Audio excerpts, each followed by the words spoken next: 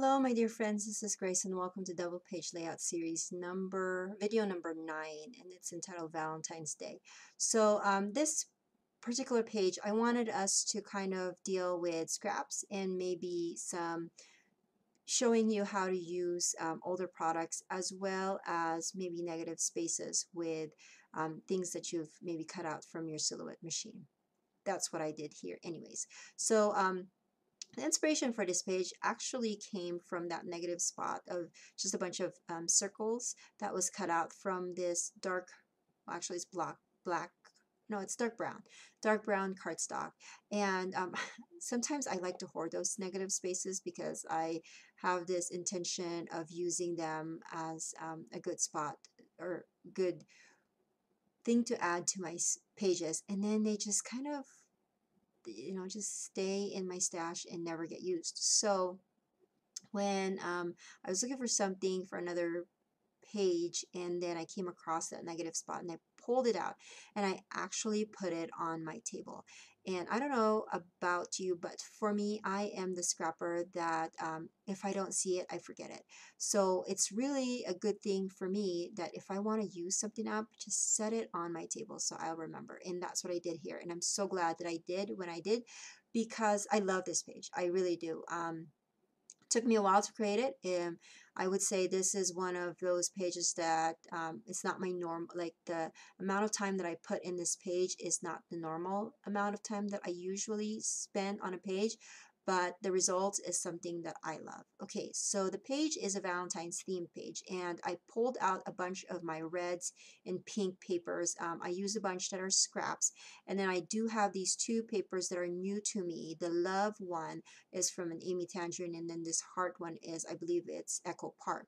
Now, because they are new to me and I still want to extend the life of this paper, I cut the in the centers, because I can always use the papers and kind of put a bunch of layering papers on the center, and I have done that before, and so that's why you saw me cut them in the center, so that I can maximize that paper and still use it for another page. Okay, so what I did was the design that I created for this page was that photos will be kind of my bookends, and if you've taken my class, you know that I do that a lot. I do a lot of bookend style of design with my double page layouts.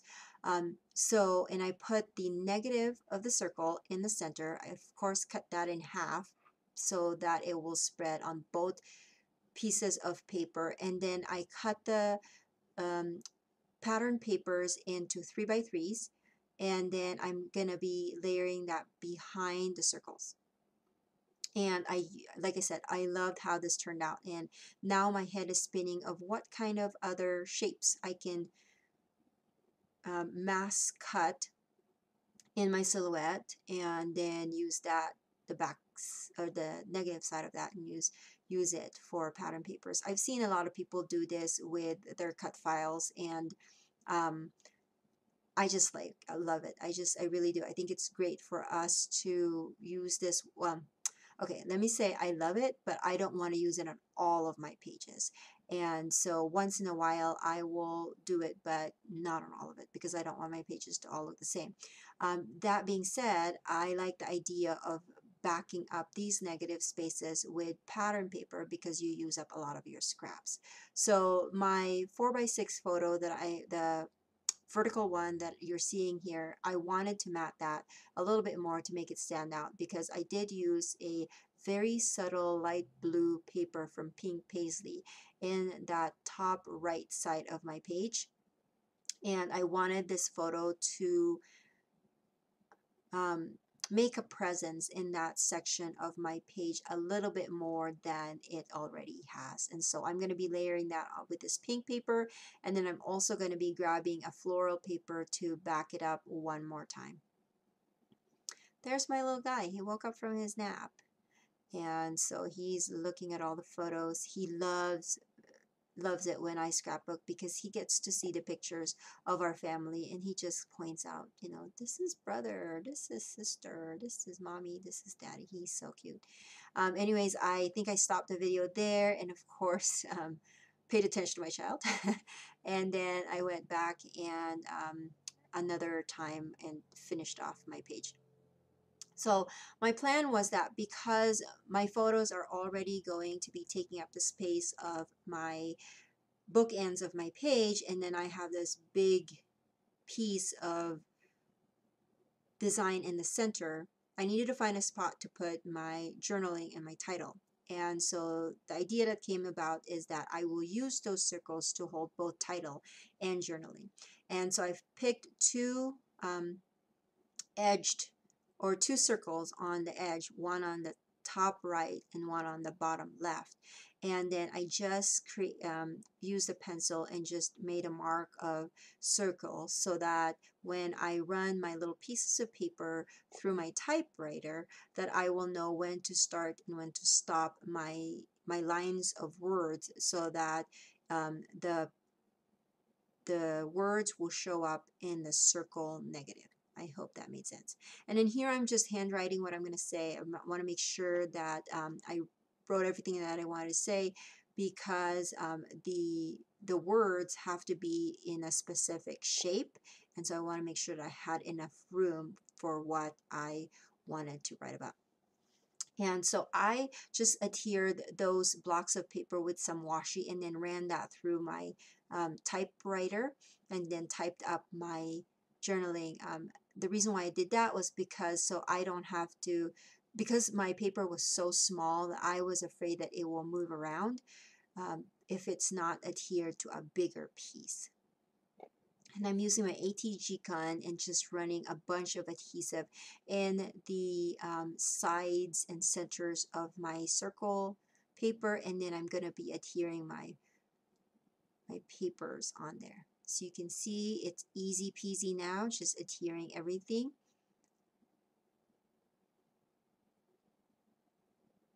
And so the papers that I used here are fairly old. I have some papers from American Crafts My Girl. The green one is an Echo Park. Like I said, the heart one is also an Echo Park, and then the love one, and also the back side of that is the gray striped paper, and that is from Amy Tangerine.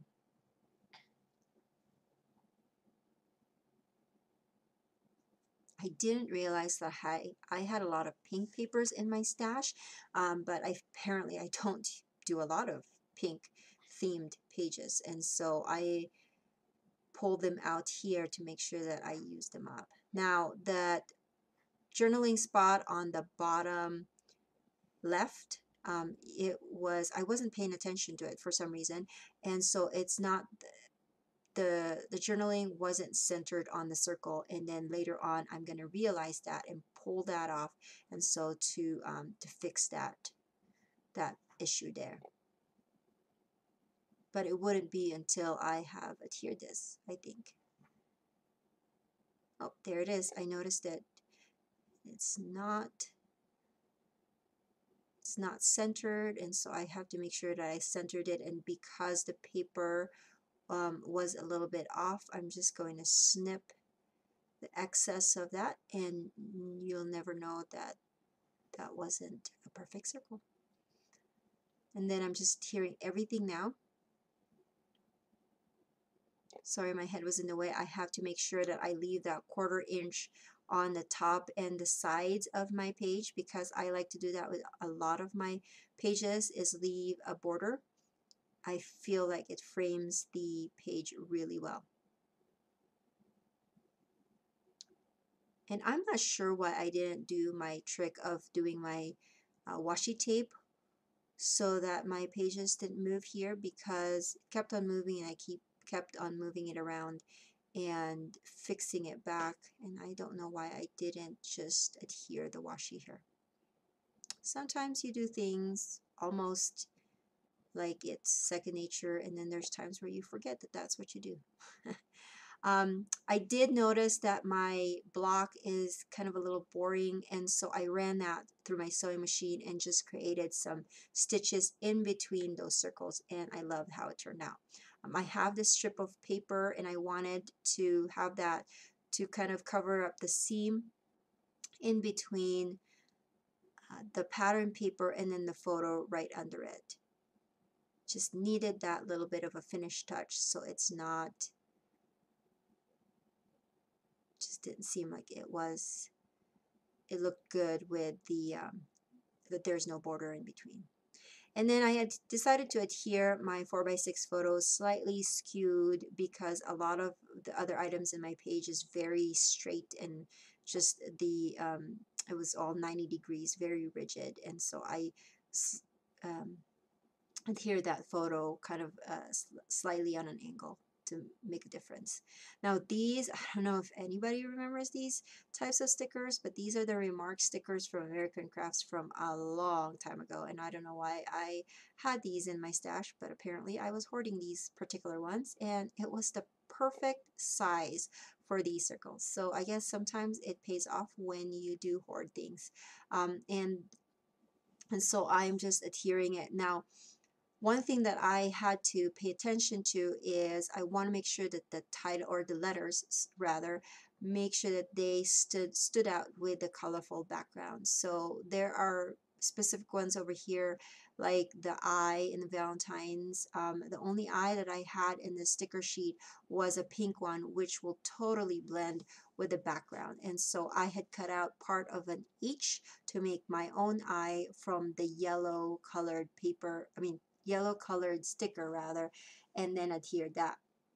Now to make my letter stand out even more, I ran um, just a single pen line all around it on the very edge of it with this scrapbook.com fine tip marker that I have, and then it makes that stand out a little bit more. Now in some areas, for some reason, I'm not slow enough that my pen would actually have gone over the letter. So there's like pen marks on the letter, but that doesn't really bother me. I think it would bother me maybe like 6 years ago that I didn't do it perfectly, but now it's just like, that's a little detail that it doesn't, I don't mind it. So as you can see, I have almost filled up all of my circles with either title or journaling, except that one green one on the bottom right. And I purposely did that so I can do a little bit of layering of embellishments on that piece, so that I can have a piece or a part of my page where it has some accents on it. I am going to add my date. Well, I'm just going to add the year because this is Valentine's Day. We all know what that day is, but I do want to make sure that I document the specific year of this, and so that's what I did with my little stickers. I just put 2016. Now, I want to let you know that although this page was made, 2000, this is a 2016 page, and I made it in the same year, that doesn't mean that I am caught up. I just like to kind of jump from whatever inspires me. So I can do a page that was document something that happened this year, yesterday, or last week. But then I turn around and scrapbook a page that I have been wanting to document for the last 5 years or so. So don't feel bad if you are not scrapbooking something that's from 2016. I am still working on pages from 2011, if you can believe that. So I just grabbed a bunch of my Valentine themed products, stickers and chipboard and whatnot, and I just pulled them all out and started really having fun with this page. I am going to be cutting off here, yep, but I did add just a few more accents, and here are the close-ups. Thank you guys for watching, and oh my goodness, I will see you on page number 10, which is coming up soon. I'll talk to you later. Bye.